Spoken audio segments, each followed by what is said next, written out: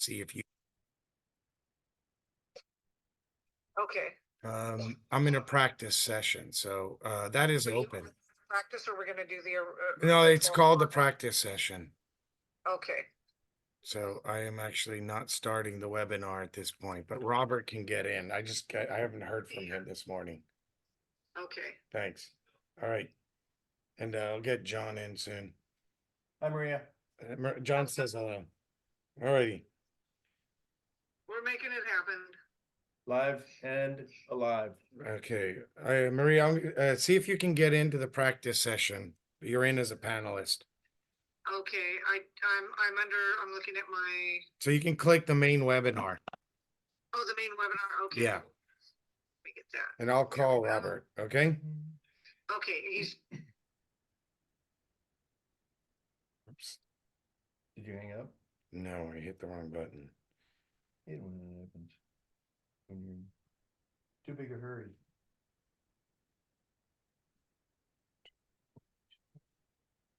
That's it down there.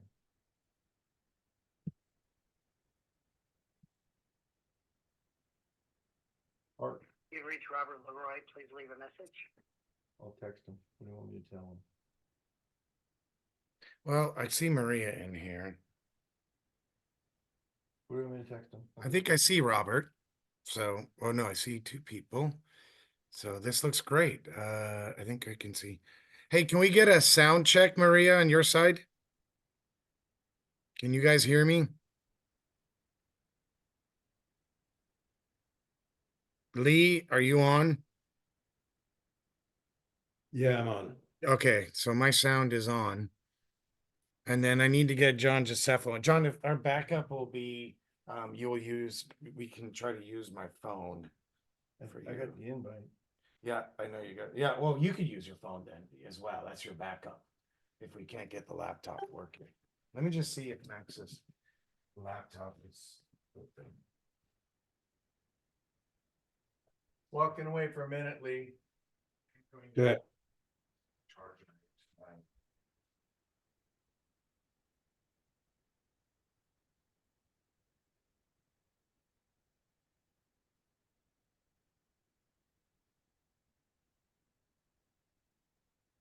Hey, Al. Hey, Maria.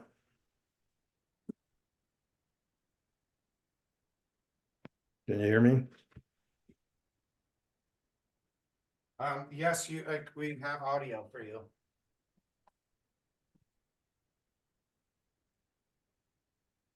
I am working to set up John Giuseppe.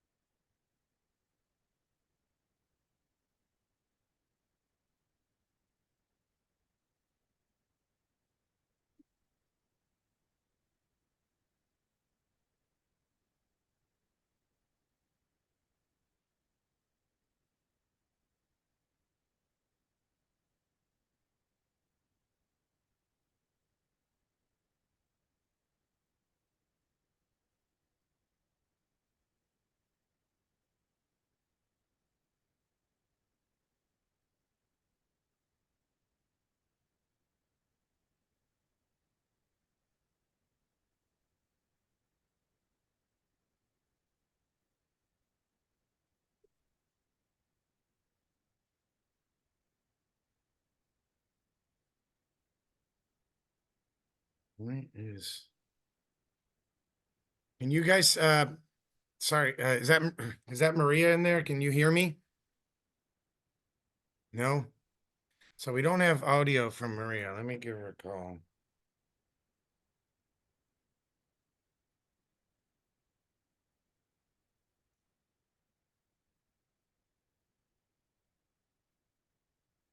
Hi, Maria. Hey, so I don't have audio from the people in the director's chairs that's listed under you.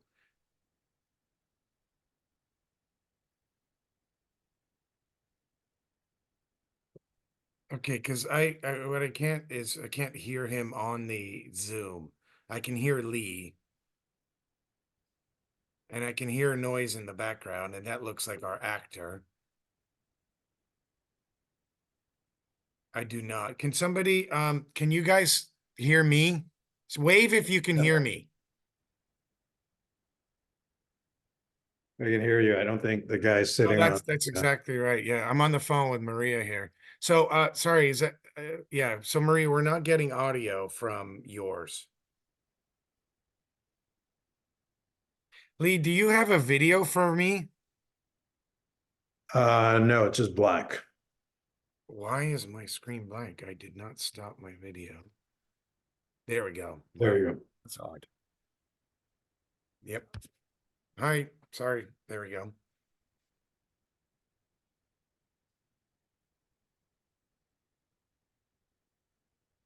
All right. See if you can do a sound check with Lee. I'm gonna pop over because I need to get John Josepho squared away. That's kind of a last minute addition. I'm actually gonna leave this. If you don't have to use your phone, let's leave this on between us. Okay.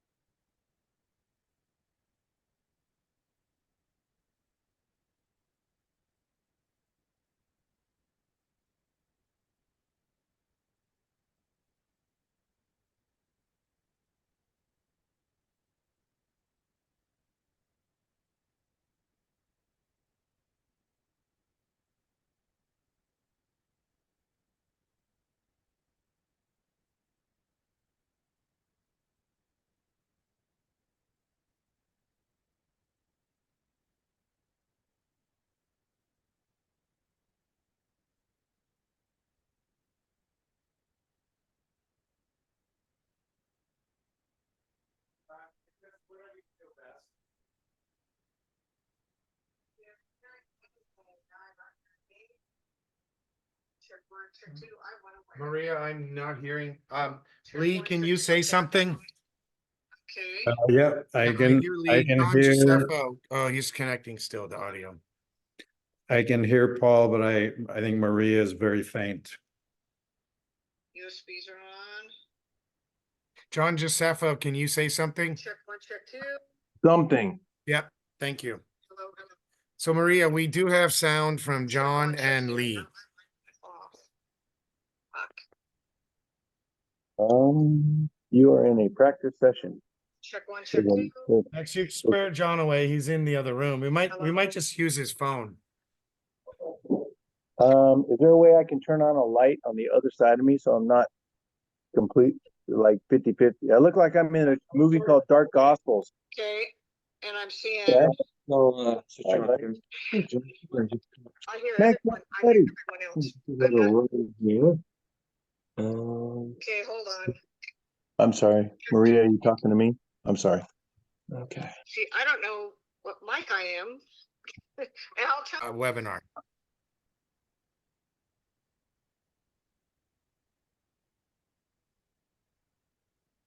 Hello, everybody.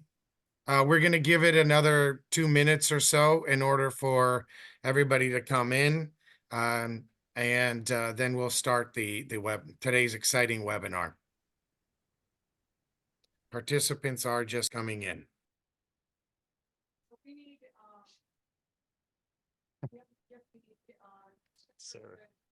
Jeremy's screen to be able to be the.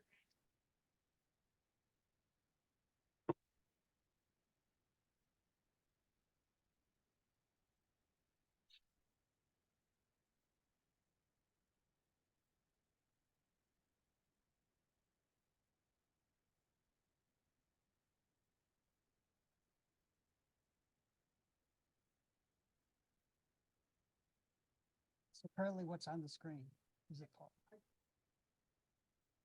We're on the screen. Oh, that's not it, Maria. Okay, we'll start in 1 minute.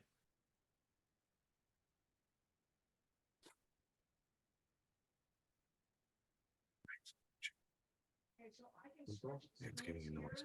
Stop sneezing.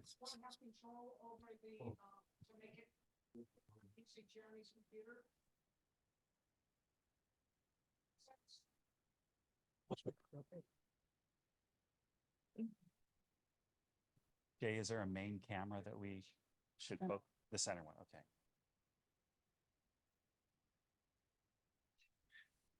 Great. Hey, thank you everybody for joining us today. I'm Paul Schmodaloka, CEO of New Use Energy. Today's webinar moderator, joined by our CEO, Lee Feliciano. New Use Energy leads the development and distribution of proprietary, state-of-the-art, easy-to-use, ruggedized mobile solar plus battery generator systems and industrial lithium batteries that adapt to a diverse set of the most demanding commercial and industrial applications, delivering clean, renewable power wherever it is needed. A special shout out to our sales and rental partner in Los Angeles, SetLife. If you are, as I hope, inspired by this amazing creative group today, you can contact SetLife to purchase or rent news equipment at www.setliferentals.com. A reminder, please put all questions into the Q&A portion, which is located in the bottom of your screen, and I will try to get to all of them. As in past webinars, I do like to have our amazing guests answer any and all questions. And now for the main event. We're proud to bring you the Illumination of Dark Gospels Untethered, an experiential webinar featuring series award-winning writer-director and sustainability influencer Robert Diaz-Leroy, executive producer of Dark Gospels, actor and investor in New Use Energy, John Josefo, the groundbreaking Latino producer Al Gomez, and the noted actor Eric St. John, as they provide a look into the creation of the recently completed horror crime series Dark Gospels that filmed at various locations with New Use Energy battery solutions and Nanlux lighting. And I'd like to recognize as well Jeremy Gay from Nanlux, who is joining the panel. With special thanks to Maria Baglian, studio co-owner, recording engineer, and post-production sound. So now over to you, Robert. Well, first, before we start, I'd like Maria to go ahead and run the clip for the first chapter, and then we can start talking right after that. And go.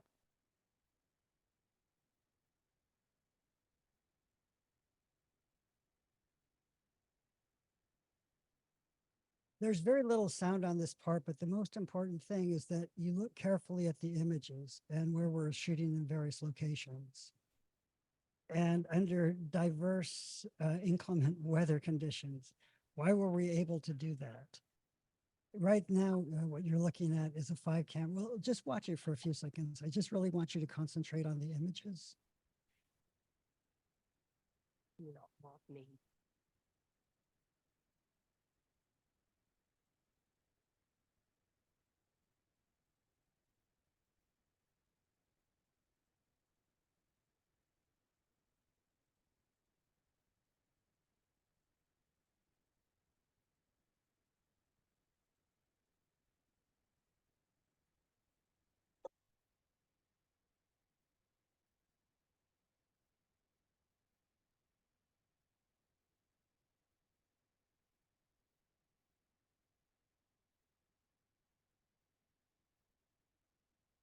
While you're watching this, the question I ask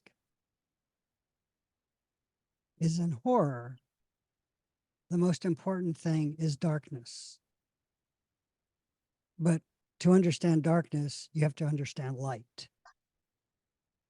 The illumination of the dark, chapter 1.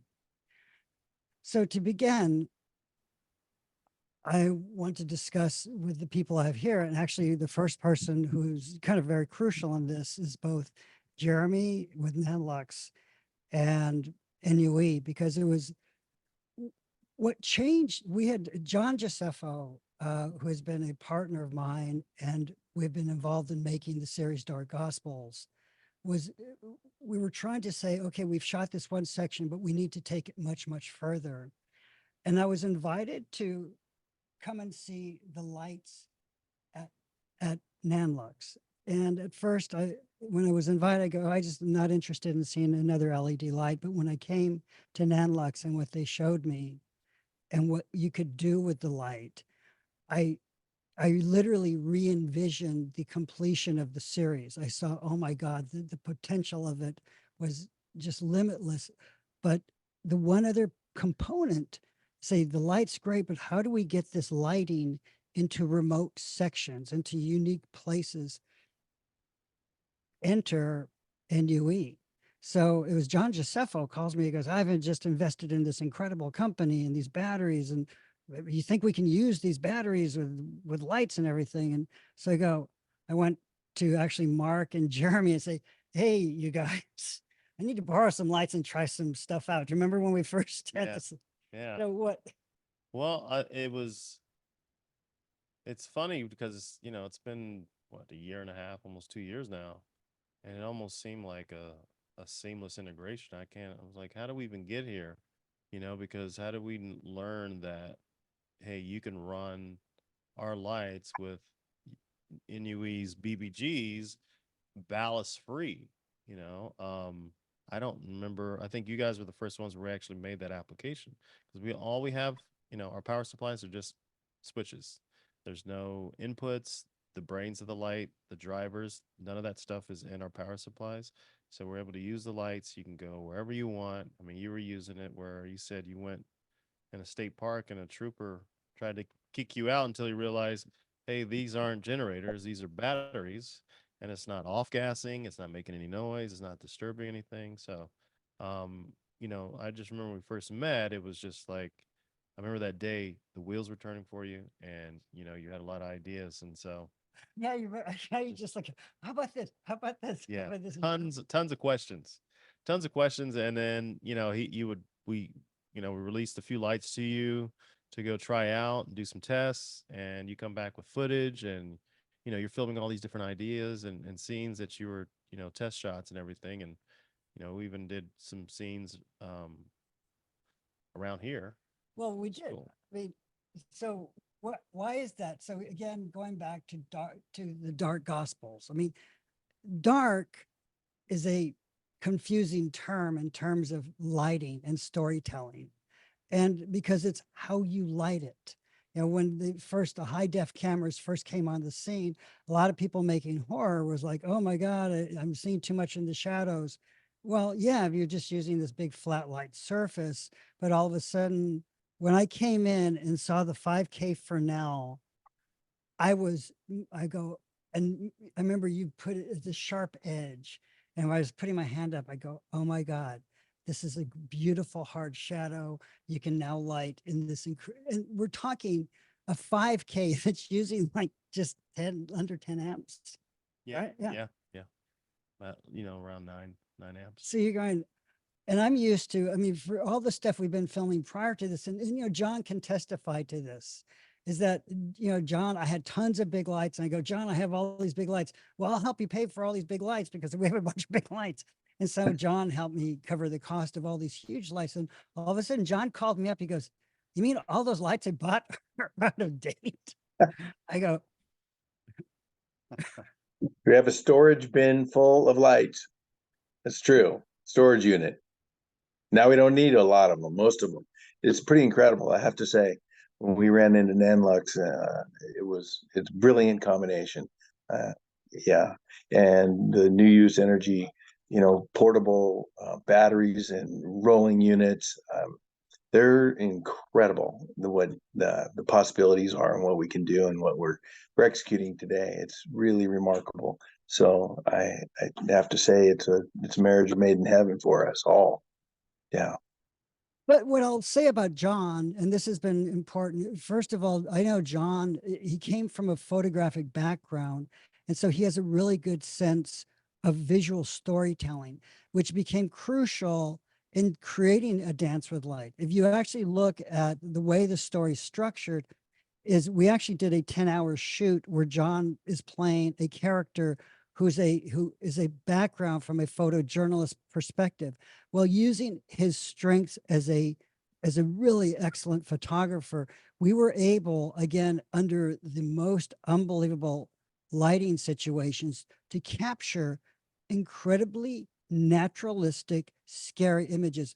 There's only a couple things with CGI done in the whole first season, 8 episodes, and it's just because we need to have something digitally erased. The rest of it's in camera, and so we did makeup, but it's also the crafting of what we could do with these lights. When we actually did in 2 days, we had to shoot a series of possessions. Now, what these lights can do in terms of just the ability to how you can program them, we shot some stuff that when people watch it, it looks like you're watching a real exorcism. And that's what we wanted. We wanted a sense of reality. And I didn't want to go into a bunch of post work and create all these images and CGI and everything. I wanted it to become to life. And that came with John, not only as a really good photojournalist, but also as an actor, because I go, John, can you act? He goes, yeah, I hold a background in acting. Great, because I need you to play this character. I want to expand this now in terms of how it impacts the actors and everyone else in the space. Can we run the second clip now? So I want you guys to watch the second clip. And this is about the intimacy. That's the first clip. Go to the second. Sorry, that's number 2. Or number 2.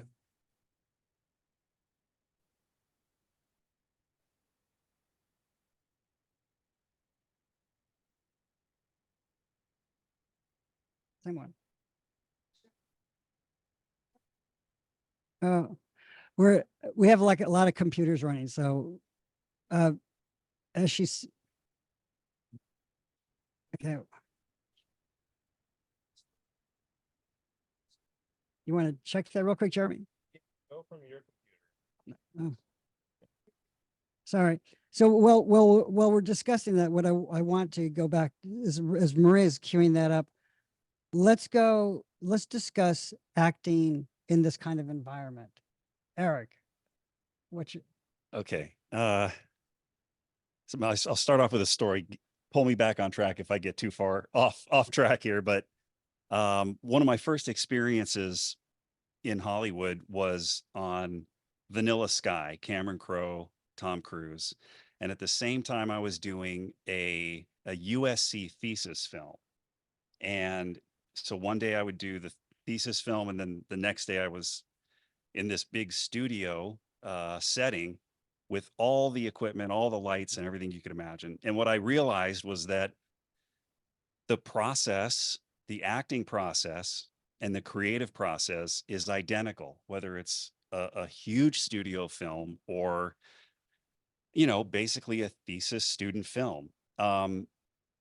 So the difference is in the production value, I think, is in one of the major differences between, you know, various budget levels. And I think what this has allowed us to do, this technology, is to to have a very high level of production value and within the setting, the day to day, it allows you to be very flexible. We can move quickly, be very nimble, and to have these light. I mean, there was a scene we did on the bridge that we showed just a moment ago.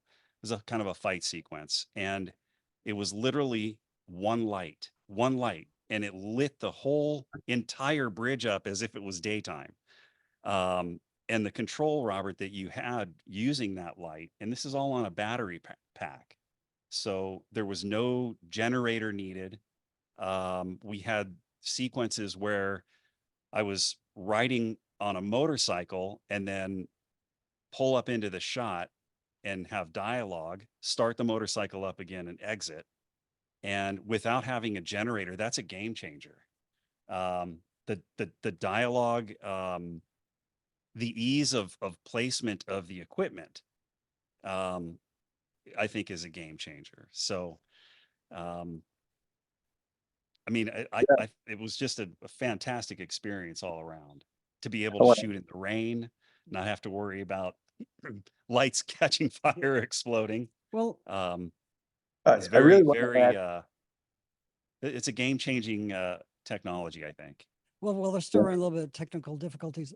I'm going to talk to Jeremy a little bit about, so we've had, I came to you guys, I said, well, it was going to be all this raining. And I said, well, what's the problem with, filming in the rain? And so both of you and Mark look at me and what'd you tell me? Have at it. I mean, long as you're not long as you're using our spotlights, it's not a problem. All of our lights are certified IP rated, and so long as it's a shower, not a bath, so long as you're not immersing the lights, you're welcome to do it. Long as the connection on the BBG is safe, and it is, then there's no problem in filming in the rain. So it's funny, on social media we'll see how end users still put like an umbrella or a bag over the light because they're just like, I they still in disbelief. They're like, I just didn't want anything. I know it's IP rated, but I'm like doing that. I'm like, well, hey, you don't have to worry about it because it's I think for some people it's still like unusual that you can just get your lights wet, especially LEDs that have a lot more electronics than hot lights of the past. Can right. we go ahead and play that next clip, I Mark? just, I wanted to mention that, how important it is that when we hook up to one of these lights, there's no cabling. Then, I mean, on a normal movie set, there's cabling everywhere, and you have to have a fire marshal and all sorts of, other people hired to monitor the place and for safety. And with these batteries, they go right with the light. It's incredible. I mean, the NUE technology has completely changed our process. It's really incredible. Bob, you're the one that's been testing everything and using it, while we're filming stuff. Mention that for just a second. Well, it's been what we've been trying to do throughout the whole piece is literally push and push and push how we can go shoot in unique locations or in limited locations. It's in what I want to show this clip next. What I call it, it's about the intimacy of fear. Can we play that part?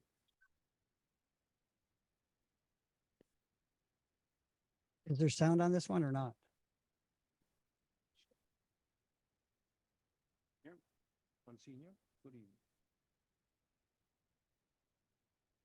Are they hearing anything?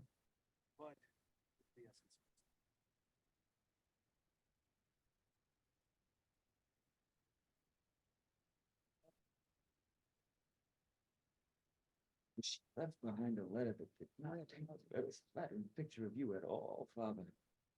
I guess you're real lucky that the church can bury that. Just the same way you're gonna help us bury Gabriel Severin!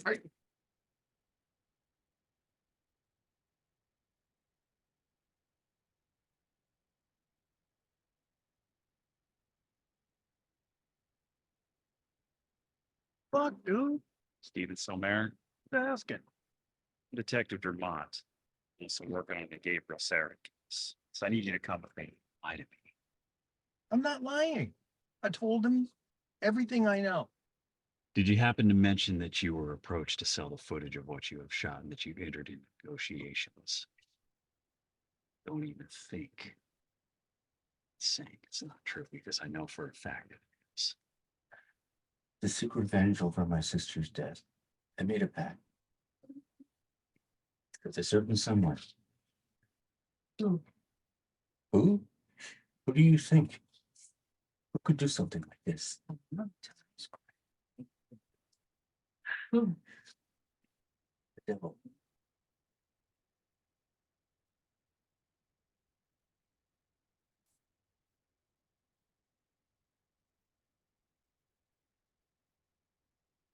Thanks for watching that.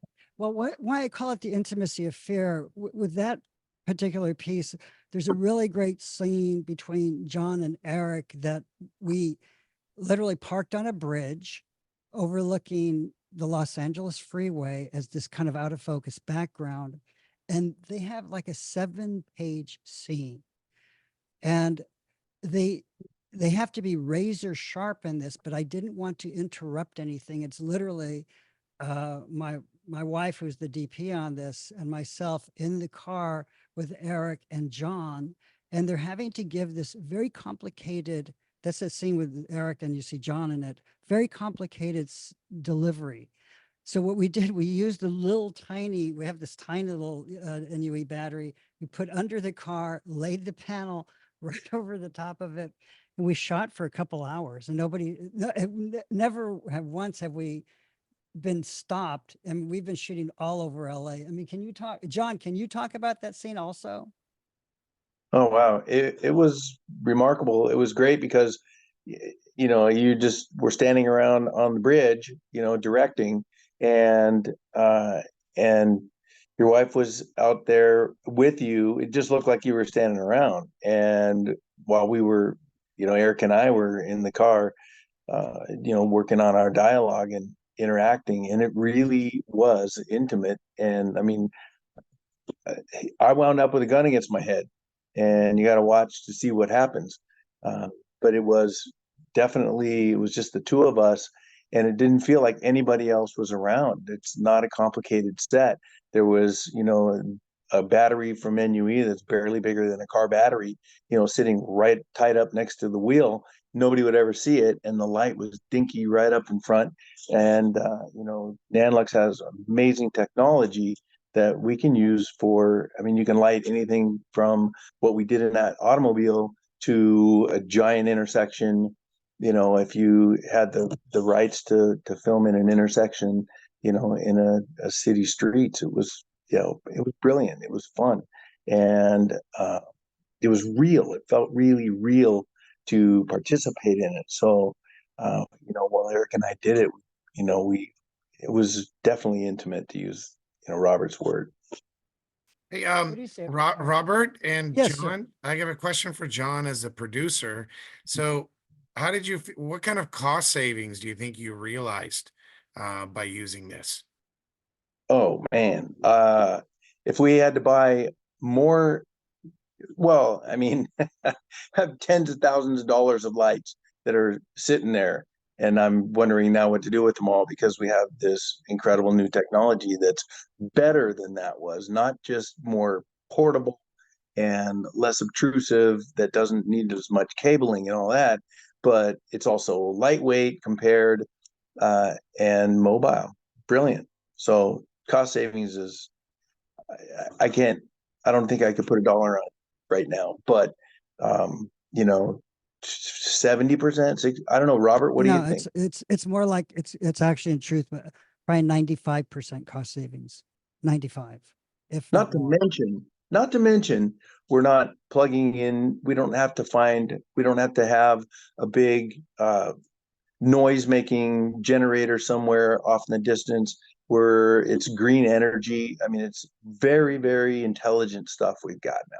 So we don't have to, pollute, and we don't have to pollute with noise. It's in the city, we're very unobtrusive. And in the city of Los Angeles, with all the new rules and regulations, we're right on target for the future. And Eric, what do you Robert, have to say about this scene? yes. Yeah, I mean, one of the major things that impressed me right off the bat was, it might sound odd, but the quality of the light, the quality of the light itself. It was one light.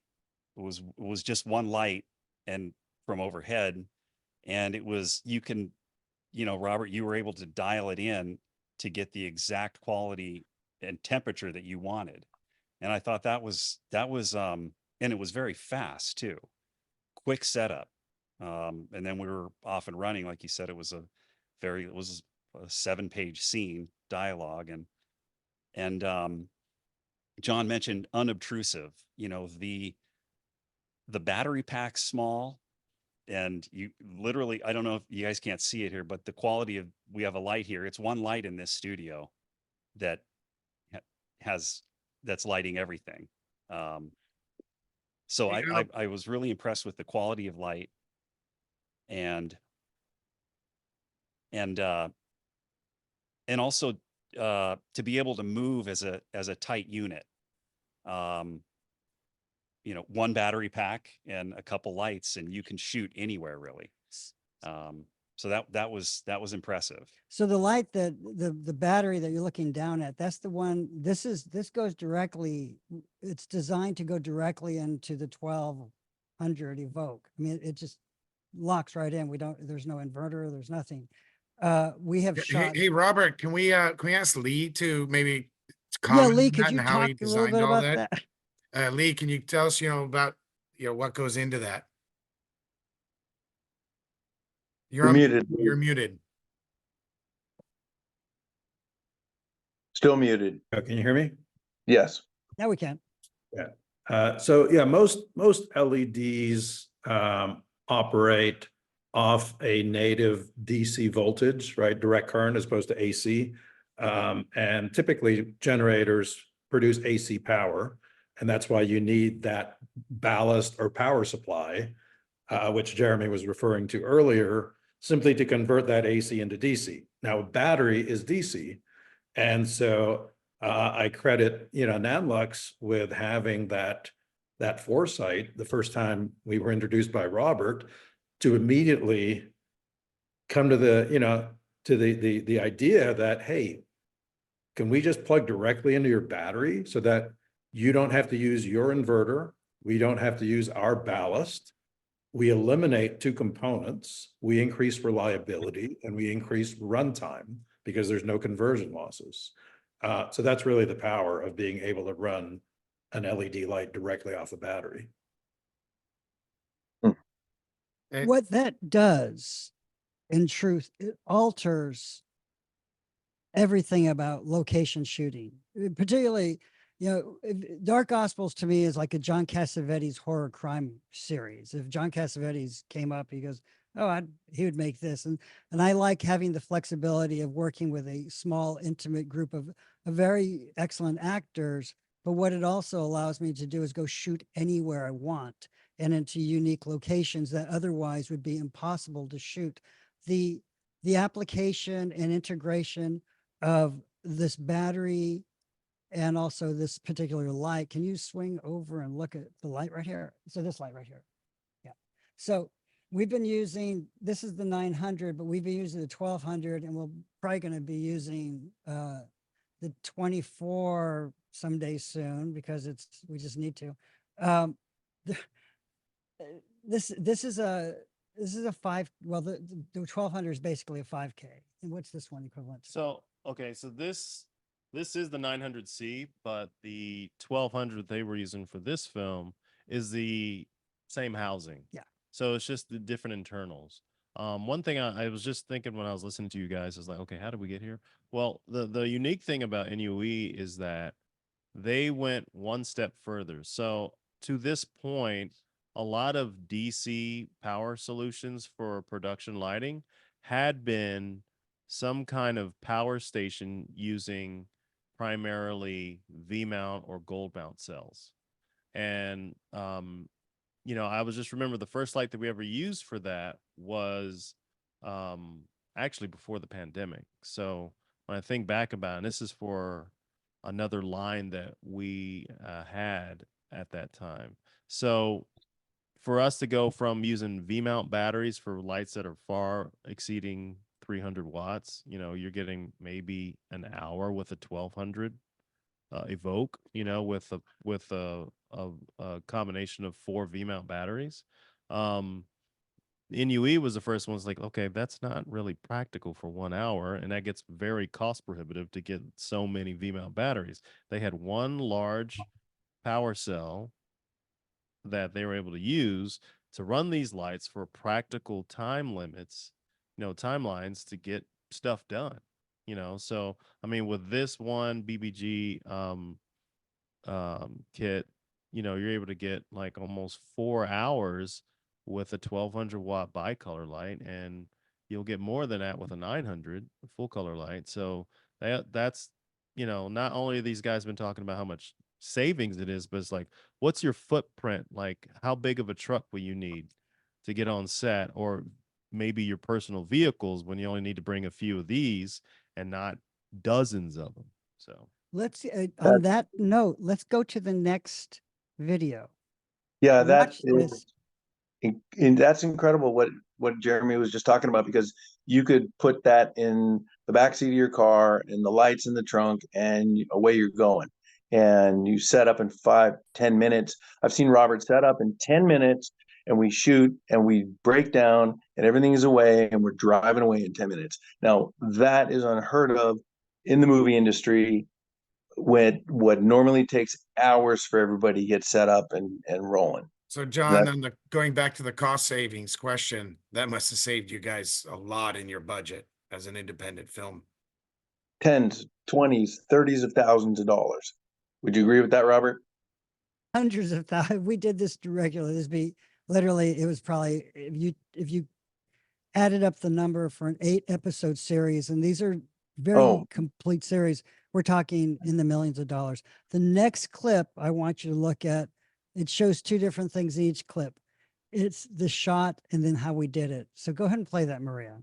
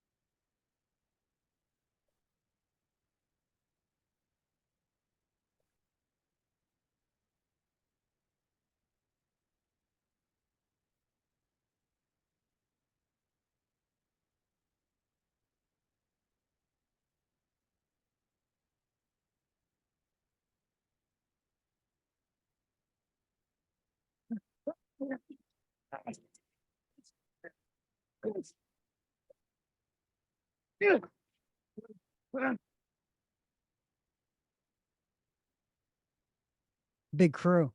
So can you tell us a little bit about that whole scene and the significance? I'm still sore. Right.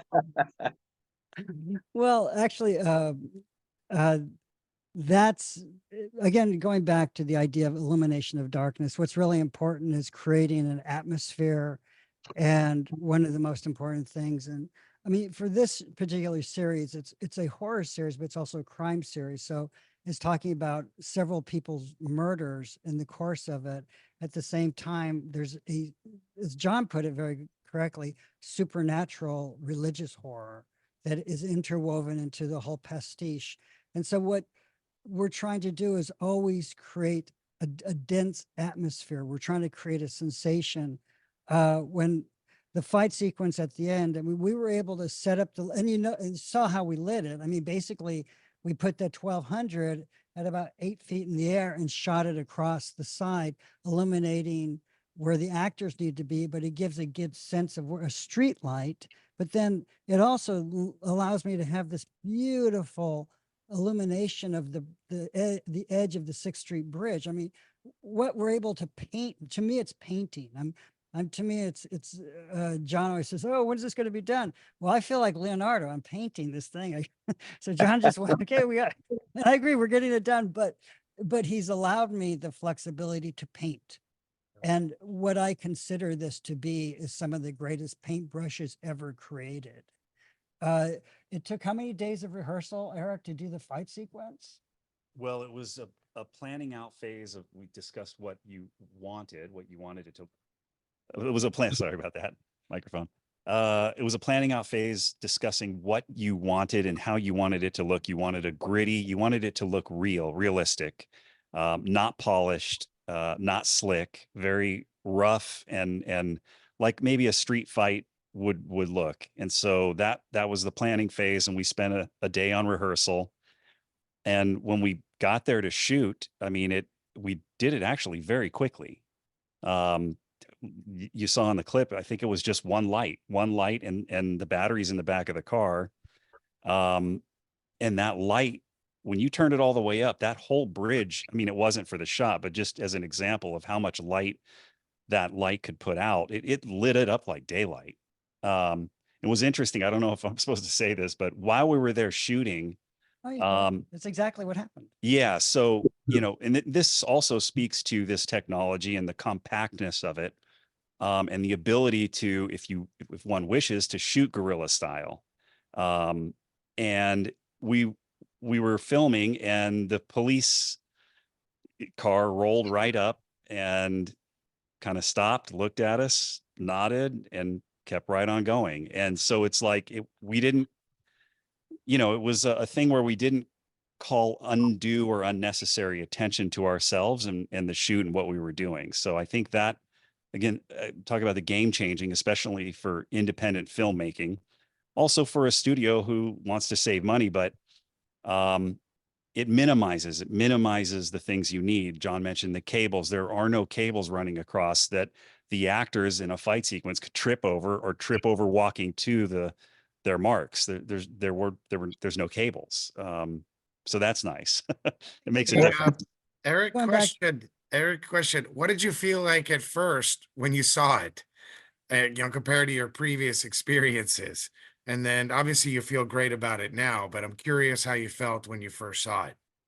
When I first saw the setup, And the battery and the lights and everything. Yeah, well, upon visually inspecting it, I thought, well, what is this going to do? Like, where's all the equipment? What are we going to light this with? And where's the light source coming from? And how is it, again, the quality of the light? I thought, well, this doesn't really, I've worked as an actor on all different budget levels, and again, it goes back to production, the value, what you see on the screen, I believe, is what matters. And I was shocked and impressed at how good, this thing looks, these scenes and the lighting setup with a minimal that actually the two sequences that you showed had one light, was one light. The motorcycle one has 3 lights, and we're using 3 batteries, and Jeremy's driving, and we have Al over, who's also a producer, but he's cast as one of the priests.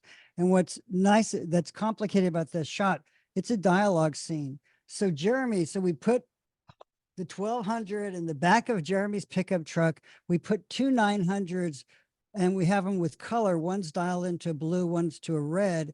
So we cross light it. So we're Mr. Gomez is standing as this priest.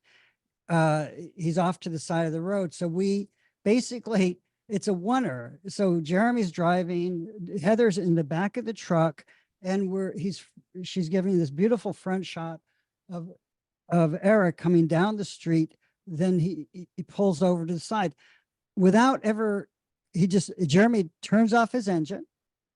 There's a dialogue exchange. He starts his engine up again and takes off.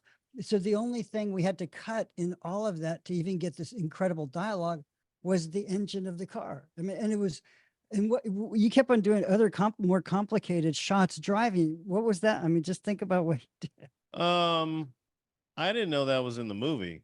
I thought this was a test shot. I mean, they just, that's how prepared they were. They like, hey, these test shots are good enough to use, print it. So that's pretty awesome the way Robert and his wife worked together to get it done. But yeah, it was really cool. You know, they had, you know, we secured the light, the stand for the light down very well. You know, and then it fit in the back of the truck, and you know, we're getting that scene and that look. And I'm just thinking about, you know, it's kind of like a poor man's Process trailer, but we didn't even have a trailer. Like, he was just following on his motorcycle, not on a trailer, literally really driving his motorcycle, and behind us in the truck. And it's really great that not only did you have to cut the engine of the truck to get there, that there wasn't a loud fan noise of the light that you had to worry about and to get further away. So it was very quiet. Like you said, it's unassuming. It's very, you know, discreet, and able to get that scene. So I thought it was a really cool looking scene, because there was another light that we had placed on both sides of the street. 2 batteries. Yeah, with a battery of each. So you got 3 LEDs that are, each one is equivalent of a 5K tungsten. And just to put that in perspective of power consumption, a 5K tungsten draws 40 amps. So you're looking at a lot of power. You know, you're looking at 120 amps of power. So that you'd have to pull, not only a few years ago. So, and actually, people, they're still getting used today. Like, our lights are getting integrated with 5K tungsten light sets, even on major studios here in LA. So to be able to do something like that so easy with what was it, including crew and cast, 5 people? 5 people. Yeah. And it looks beautiful. I Yeah. really love that shot. Hey, Like, Robert? really, I wanted to ask, I just wanted to ask Lee, so Lee, how much training did you provide on the units to Jeremy and Robert beforehand? And Robert and Jeremy, if you guys can comment on that, but Lee, take us a little bit about that. Yeah, so training, I don't even think we had a formal training session. I think I just kind of dropped them off one day and told them how to turn them on and, where to plug in, and away they went. So there was no formal training session, although for certain people that would rather have a little bit of hand holding, I would say we can get anyone up and running in probably less than 15 minutes. to me, it's incredible. I mean, we at Galaxy Entertainment have created, our company, we're now producing a film with such a small footprint at such an incredible savings. Robert said it, we've saved hundreds and hundreds of thousands of dollars in costs by partnering with Nanlux and NUE. It's almost incalculable, really, if we thought it through. It would take a lot of effort, but we're really excited about the future, with the our partnerships and Galaxy Entertainment's you know, we're working on being the future of film making, in fact. Would you agree with that, Robert? Oh, absolutely. And the other person who's really been very valuable is Al sitting here. He plays a priest, but he's also been heavily involved in the production of this from its inception. And what's been your take on when I first said, oh, we're going to shoot all this new stuff this way? I mean, what was your thoughts, knowing what we had gone through to get everything else? Well, actually, to go back a little bit further before you started using the technology, one of the things I like about your title today is untethered. What happened in the past, we've been doing this for a while now, putting this together. And whenever we shot scene with, it was either in the studio or near the studio stages, or we use existing light. So we had to have power, obviously, from stages that we could use to create the lighting and the cinematography that Robert wanted. But now he came to me one day and he goes, you know, we're gonna shoot on location in this real dark area. And I was thinking, just what the guys have been saying, well, we have to have a Jenny, we have to have all these lights. It's nothing but darkness around here. And he goes, no, I got it covered. I said, okay. So we went to shoot this scene. He had one light and a battery, and it was amazing what he did with it. And mind you, again, just to repeat what the guys have said, there was 3 or 4, 5 people max. Okay. That's not even a small production company. That's like a micro. And yet this craftsman, Mr. Leroy, is able, along with the cinematographer, is able to create that imagery that you see, not with a crew of 100 or 200. We're talking about a crew of 5 or 6 or a max of 10. And as John brought up, can you imagine what it would have cost us if we had 100 people to do that? And it still looks very similar to what they would do. I always wondered, watching Robert do this over the years, what would can Marty Scorsese do what he's doing? Or Spielberg even? They're so used to these giant crews and all these elements to create movies that I don't think they would really know how to do this. Yet, after hearing what Lee said, well, it'll take, 10 or 15 minutes, the guys will get it. He's correct. That's the ease of use of what this is all about. Everyone's correct. It's a game changer, not only for the time and the money spent, but it allows craftsmen more time to do the important things that they need to do to tell these stories. I'm going to show one more clip, and I'm going to have one more person join us up here right after this clip. Go for it.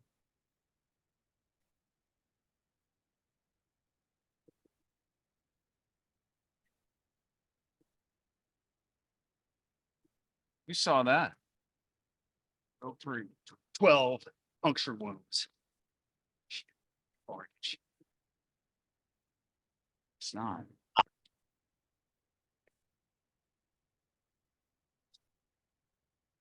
Twelve.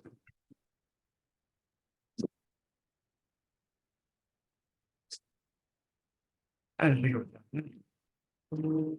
But you saw that I had no choice. She didn't give me a choice. No choice. She made me do it. She called me evil. She kept saying it. I had no other choice. I had to do it. What's your name? It's Jimmy.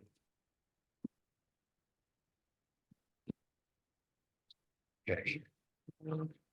Jimmy. Put the knife down. Gonna kill me.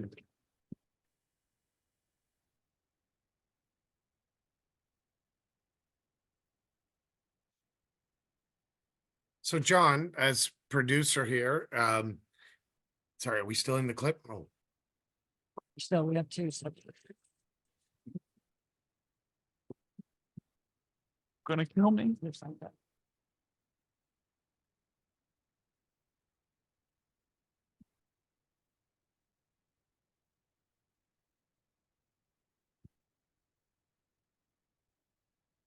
That's awesome.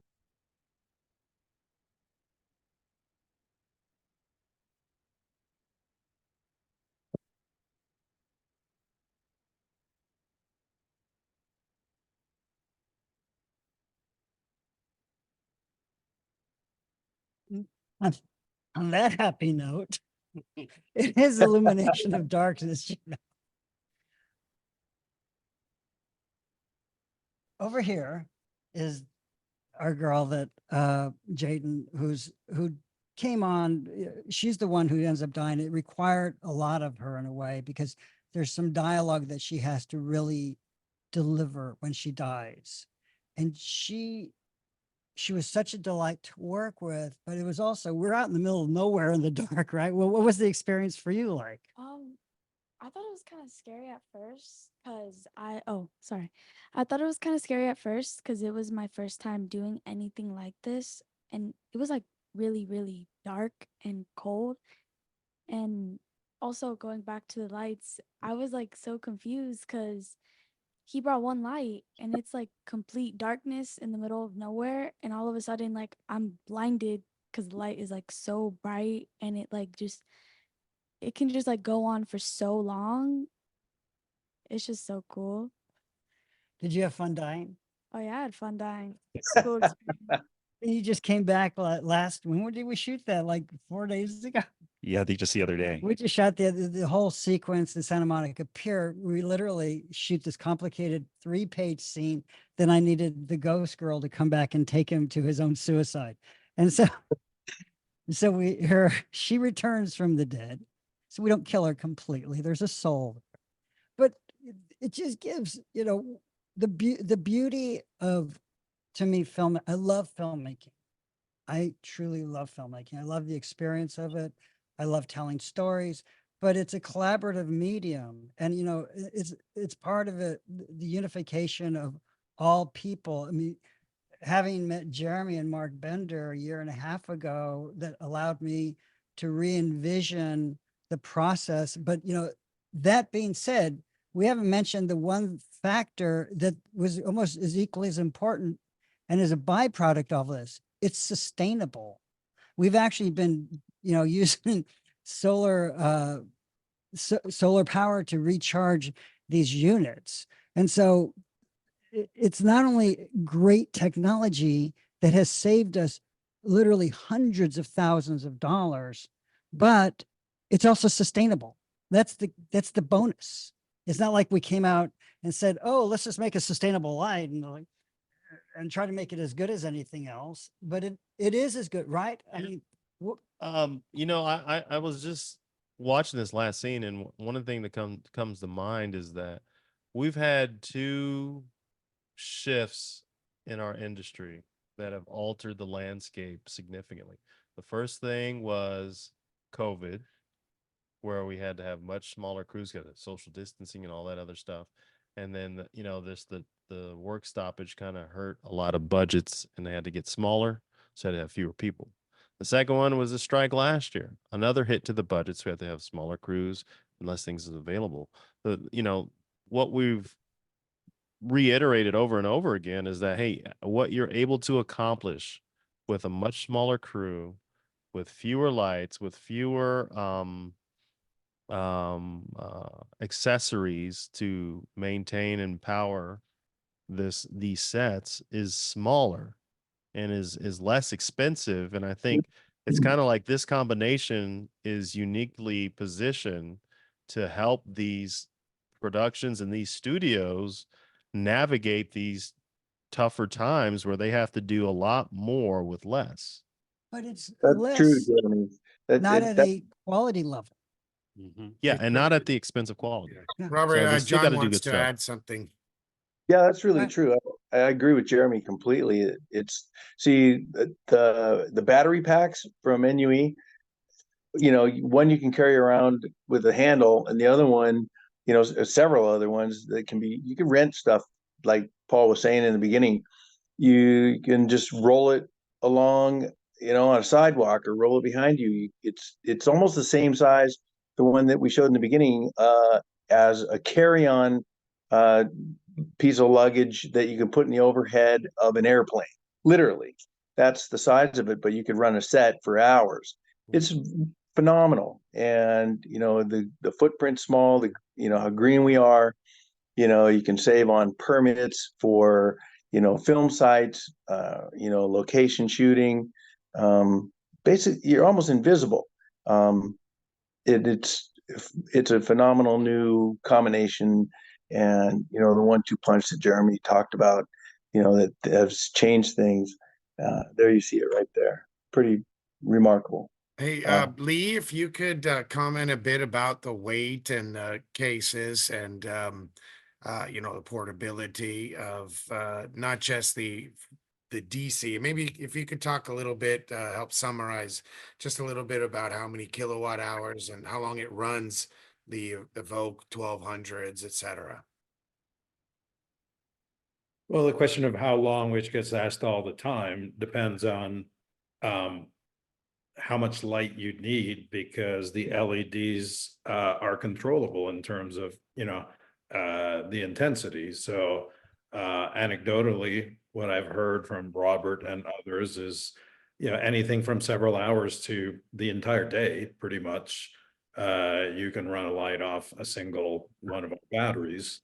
I do want to address Robert's point about sustainability too, because we were talking the other day about how, and you know, I come from the solar industry and have been involved in construction, and historically sustainability has been a goal that is also equated with added cost. You know, yeah, we can make it sustainable, we can make it green, but it's going to cost you more. I think what we've done is we've just flipped that equation around with, you know, what Robert and Jeremy have been describing. So.